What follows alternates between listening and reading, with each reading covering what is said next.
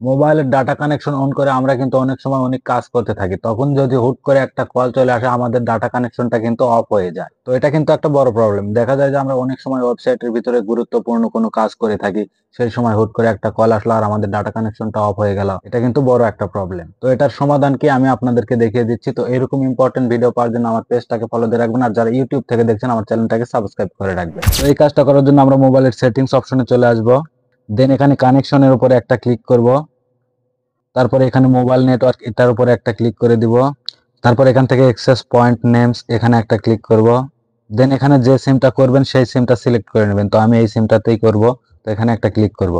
তো এখানে ক্লিক করার পর একটু নিচে আসব, নিচে আসলে দেখতে পাচ্ছেন এই যে বিআরআর, তো এটার উপরে একটা ক্লিক করব।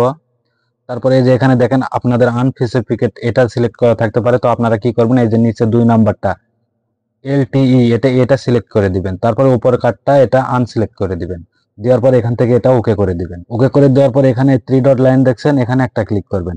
তো এখান থেকে এটাকে সেভ করে দিবেন। তারপর আমি এখান থেকে সেভ করে দিলাম। তো এখন যদি আপনাদের ডাটা অন থাকা অবস্থায় আপনাদেরকে কেউ ফোন দেয় তাহলে কিন্তু আপনার ডাটা অফ হবে না, আপনি যে জরুরি কাজ করতেছিলেন সেটা কিন্তু চলতেই থাকবে। তো ভিডিওটা ভালো লেগে থাকলে অবশ্যই একটা লাইক দিবেন। ধন্যবাদ।